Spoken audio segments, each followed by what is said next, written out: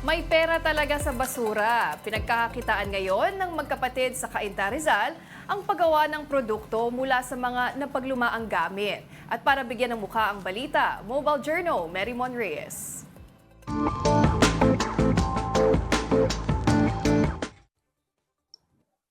Mga kapatid, pag may napagsawaan o napaglumaan kayong gamit tulad ng laruan, tela, basahan o damit, ang iba, tinatapon lang ito. Pero alam nyo ba na may value pa rin itong taglay?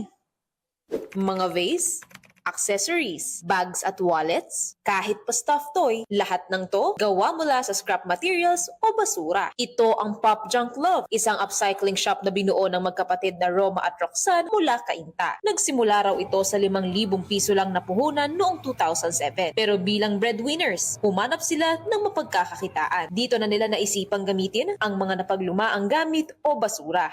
That's why we ended up, upcycling old toys into accessories. When we were starting out, sobrang dami, like bottle cap accessories, mga tansan magnets, mga bags gawa sa mga lumang damit, lumang pantalon. Basta kung may makita kaming basura that we think we can transform into something that will be appreciated by people. Ang dating tila DIY arts and crafts lang sa loob ng kanilang tahanan, umusbong noong 2017 at naging isang established shop na Common Room PH kung saan kasama nila ngayon ang higit 200 handcrafters na iisa ang common goal, ang pagpapausbong ng local products at pagbawas sa excessive waste sa mundo. Itong dalawa, yes, nakikita nyo na, gawa ito sa towel. So ginawa silang mga jacket. Harap hanggang likod, gawa ito sa towel. Ito namang isa, alam nyo na to. Pagka ganito yung itsura, yung pattern, yung kulay ng tela, alam nyong masarap at malamig ang magiging tulog nyo kasi yun yung kumot nyo.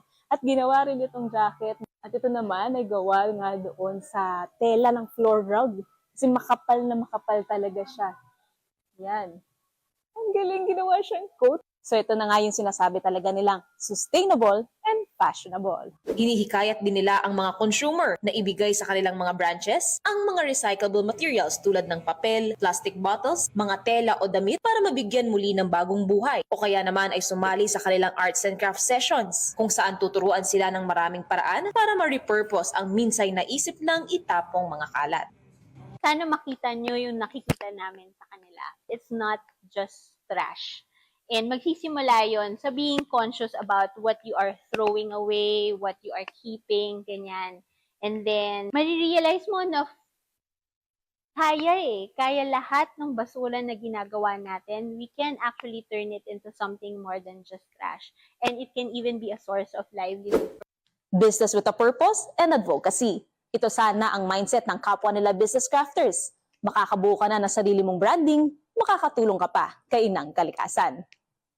Mobile Journal, Mary Mon Reyes po, hatid ang muka ng balita.